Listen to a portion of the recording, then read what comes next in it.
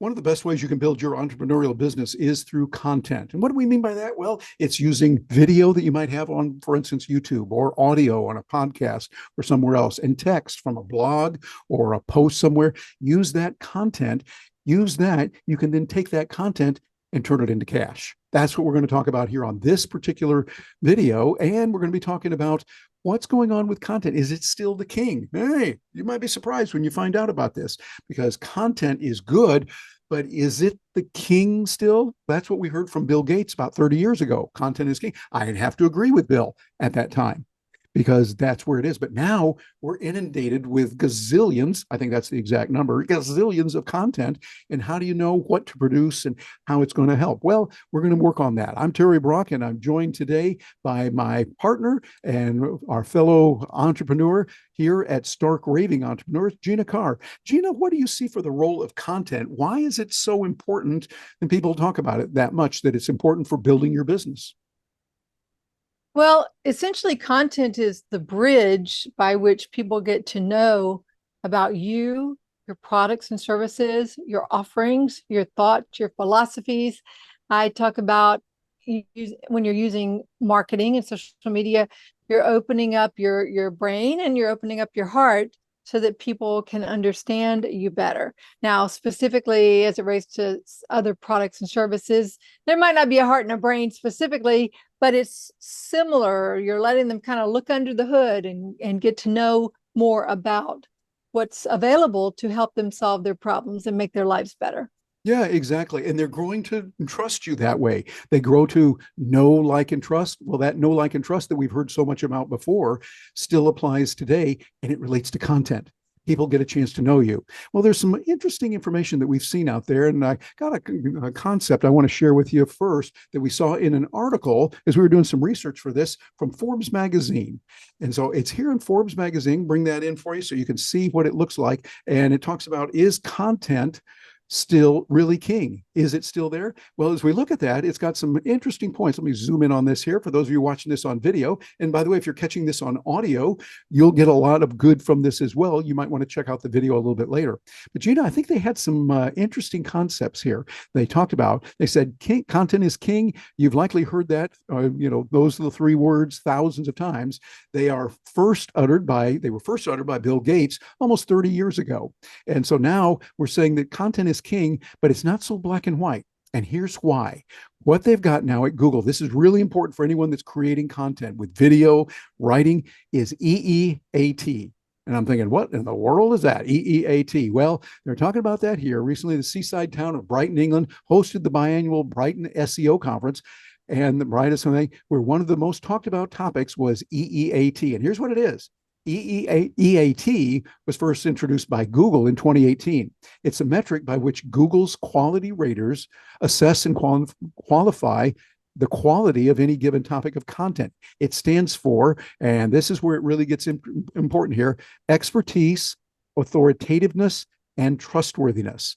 Then in 2022, Google revised these guidelines, adding an additional E for experience.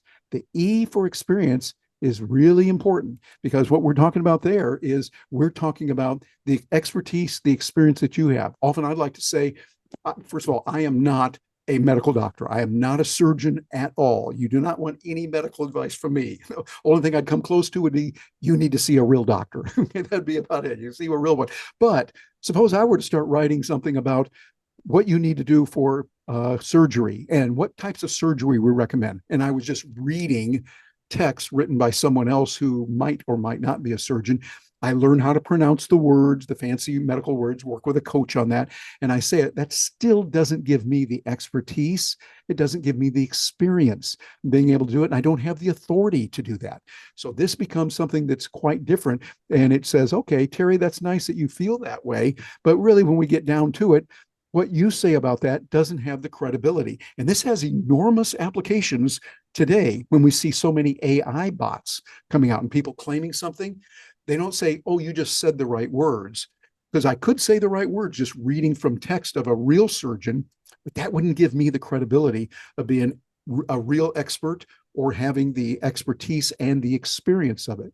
Gina, that's kind of an interesting concept. And you've been dealing with this for quite a while. I know from the experience you have, you've seen a lot of these types of concepts out there, people that talk about it, but it's not real. What are your thoughts on Google's EEAT proposal and their philosophy? Well, I think it's very helpful. As a user, Oh, when I am searching for something, I would like for Google to go ahead and do the vetting for me. It saves me steps. Now, I'm going to do that anyway, but the fact that I know that that's part of the criteria and that it's going to great lengths because it's its entire profit model of how to present content that's going to be most relevant to me, that has the most expertise, the most authoritativeness, all of those things that it's looking for. So I'm grateful that it does that. And when we're working with our clients and helping them craft or craft for them content to put out there, we know what it's looking for. And so by having that specific criteria, it really helps us. yeah, exactly. We're knowing, okay, this person has the expertise, they have the experience. They're not just shooting from the hip, they're not just reading something. And that makes a big difference. But then there's another one too that they talked about because they said, when we look at this article, it said, okay, now there's another one that I thought was kind of interesting, kind of fun when you look at it. It says here that they've been expanded by what Google calls your money or your life, the YMYL topics. YMYL is much broader, including the likes of finance, health, safety, news, and current affairs. So we see, okay, this is a whole different thing that goes into it. It's much more important, and it gives us the ability to see a whole lot more of where we are, what's going on, and how to do it. Your money or your life often would have connotations a little bit different. Somebody puts a gun to your head, your money or your life. Now they're talking about your money. Okay, planning for that. There's a lot of videos with CPAs, financial planners, and other people who are giving financial advice. Okay, that's good. Your money and then your life, your health. Is this diet good? Is this substance good? This supplement good? I'd like to hear that from real medical professionals, not just from Terry saying something. What I say, okay, I've got opinions about that. That's nice. I am not a medical authority. I'm not a medical doctor. So you take it with a grain of salt, and anything you're going to do on that, I'd recommend you run it by a real medical professional. That just makes all the sense in the world. So you say, okay, we're going to hear what they have to say and do it in the right way. Gina, this is a big area. It's something that we're looking at. So your money or your life, that sounds a little dramatic at first, but to me, it seems to make sense. What do you think? Well, I think it's really just taking into account that people are not one dimensional. We are very much 360-degree people where I am interested in business. Yes, I'm interested in health and fitness. I'm interested in relationships. I'm interested in wealth. I'm interested in politics to an extent. I'm interested in current affairs and a number of things of animals, animal welfare issues, and a number of other societal issues that I'm passionate about and interested in. So I think that that's where my interpretation of what that means is that it brings into the search results the whole what the whole person might be looking for. Yeah, and actually, there's a real good side to this, Gina, because so many people now concerned AI is going to take our job. AI is going to take it away. Well, no, because the way that Google's doing it, I have to applaud them for that and high five the Google folks. Well, therefore, what I think is a good decision, because it's not just going to be AI saying it, but it's like, okay, you're saying such and such. Do you have the expertise in this? Do you have a real degree in it? Or do you have extensive study? Have you done this particular time? You know what you're talking about. And do you have the experience? You've done this for a while. You didn't just start yesterday doing this. You've got years of it, and you've got the authoritativeness. That's important. And the T, trustworthiness. Can we trust you? Medical doctors are human. Yeah, I know, surprising, shocking thing, but they can be human and they can lead you wrong. There are some that are not good, just like in any profession. What you want to do is get reliable sources and be able to move forward with that. Well, Jenny, I want to share another article that I think is real interesting when we look at the capabilities of where we are and what's going on. There was one over here about content marketing, and that content marketing talks about where we're going to go. And they asked the question here, I think very rightly so, is does it still reign in 2024? Let me move this around the screen. So is it still there? And I think there were some good points raised in this one. This is from Kiers, Kiers. And we see that, and by the way, the first article we were reading was from Forbes Magazine, just to give proper attribution. They talk about here that it's really giving some important considerations that content marketing is critical. It is still there, but is it king? Well, I don't know about that. Now it's saying that it wants to be, here's a real important concept, niche specific content that speaks directly to the needs and interests of the community. That is imperative.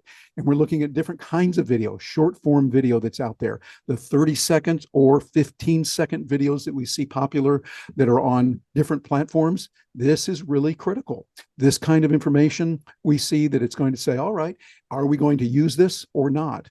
And we see that it's got some capabilities that are very good. Long form content still has a very important place to play. And I think when we look at it, there are many different areas where all of this comes into play. And we see, okay, there's a lot of good content in many different forms. So I think when we come down to it, Gina, I really like your concept on this. For me, content, okay, it might be king still. We need that. Absolutely, we do not want to try and get by without it, but it involves a lot of other things too. It involves a lot of things like connecting with people, knowing who they are, and many others. What are your thoughts on that, Gina? Well, I think about context is important. It may not be king, but the context of the content is clearly important. I focus a lot on conversion, as we do at Stark Raving Entrepreneurs, content to cash. How do you convert the content into real money that you can spend at the grocery store and pay the mortgage with, right? These are some of the things that are really key and important and people lose sight of. So conversion, I could argue, is king. But I really like what our friend Mari Smith said many years ago, and it's still true today. She said, content may be king, but engagement is queen, and the lady rules the house. And so like that. That's a big focus. You and I wrote a book years ago about social optimization and social scoring. And you can put out content, but what you want to see is that people are responding. They're liking, they're commenting, they're sharing, they're interacting. That's how you know that you're on the right track. Absolutely. I think so. Well, here's 5 steps we want to give before we leave. They're going to be really helpful. This is where you want to stay tuned to the video. Make sure right here. Number 1, we recommend that you listen. Really listen. My buddy Chris Brogan talks about growing bigger ears. I mentioned that a lot. Listen to what people are saying like never before. Make sure that you're following the need and the pain that they have. Number 2, craft content that specifically relates to the problems that they're going through regularly and consistently. You want to do that. Gina, you've talked about that a lot in a very helpful way. Find that pain and provide value that's going to be out there when you're doing content, not just one piece of content, one video or one article every 6 months. That's not quite going to do it. You want that really solves their problems. What are your thoughts on that, Gina? Well, I know that people who listen to my videos and are part of our programs, they probably get tired. They probably hear me saying in their sleep, who do you serve and what problem do you solve? You have to be really clear on those as you're creating content, as you're crafting your offers, as you are inviting people in to your world so that you can really help them, help make their lives better. Who do you serve? What problem do you solve? So that's the type of content that you need to be creating. Think of those 2 questions as paramount. Gina, it sounds like what we heard in business school from those real smart business professors I had. They were really good. And another one here, I think is real important. And Gina, this, is important. Our Stark Raving Entrepreneurs, we have a community. We often say people come for the content that we give, but they stay for the community because we're sharing ideas. We often say that Japanese phrase that's used a lot in Silicon Valley, none of us is as smart as all of us. Gina, what are your thoughts on the role of community in building content? Well, there's so many benefits that we get from our community. And one of those is we learn from them as well as they are learning from us. I love this saying about none of us is as smart as all of us. And it really shines in our labs. We, in our program right now, and pretty much throughout the history of our 5 years of our program, we have had a lab type activity where our members get to share. They're out there learning as well, and they're bringing back to the community, what they're learning, how they're adapting especially the tech, especially the AI that we're focused on these days. So it's really it's wonderful. Yeah, exactly. A fourth key that we think is very important, you want to keep improvising, adapting, and overcoming. The United States Marines talk about that a lot. Improvise, adapt, and overcome. We recommend you keep doing that in a world that's changing fast. And that's where the community comes in again, because you need people that can help you on that. You go, whoa, whoa, whoa, that one's not going to work so well. This one over here, you're real good at that. You need that. And you need people who can give you that honest appraisal, really help you with it. But number 5, final one, Gina, I want to hear from you on this one, definitely. Craft content that will take your content and convert it into cash. Content to cash. This is a phrase that you came up with. We've been using it a lot. I like that. Tell us what you mean by that, Gina. Well, we see people who are creating content, and then they come to us and they say, I'm doing all these things, but I'm not making any money. And so you have to have a focus and a strategy such that you have your funnels and you have your offers and you have your sales system, all of these things that you have to put together in order to bring in the dollars, because you can't just create content. You have to have a strategy and a plan behind it. And these systems. My undergraduate degree was systems engineering from Georgia Tech, and so I'm always thinking about the systems. What are the systems you can install so that you convert that great content you're creating into cash? Absolutely. Well, Gina, I think you raised some really good points once again. That's the key. We want to take that content, turn it into cash, and we can do that by working with others. Gina, thank you very much for joining us today. Really appreciate your insights on this. And as we wrap things up here, I've got some important information, something for you that you're going to be able to use a lot when you're working with this, turning your content into cash. You can do that through our Stark Raving Entrepreneurs. That's where you go, starkravingentrepreneurs.com. And while you're watching the video, we really appreciate if you like it, share it, and subscribe. So that way it lets the algorithms know, hey, people are interested in that live and let live lifestyle, learning and growing with content and turning it into cash. And we've got something to thank you and to give you that can help you build your business. No charge to you, AItoolsforbiz.com. That's all lowercase, and it's AI tools, the number 4, biz.com, where you're going to learn about tools like DALL-E 3, which is available with ChatGPT. And ChatGPT, very good. We give some real good examples on there. Also, Canva, how you can use that. Start looking at it, making it work for you. Lexica.art is one of the tools that we talk about for creating your pictures. Udly, a fabulous tool, which is voice coaching, speech coaching by an AI device, which is really, really handy. We may recommend looking into that.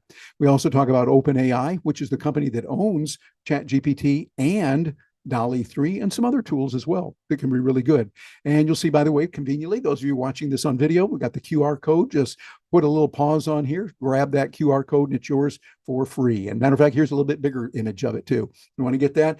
AI tools, the number 4 biz.com, and you'll be able to do that.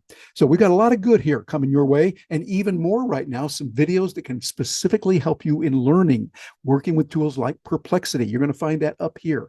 Click on those and watch that, as well as we're going to show some others too. These are available for you. I'm Terry Brock, on behalf of Gina Carr and all of us here at Stark Raving Entrepreneurs. Thank you for being with us today.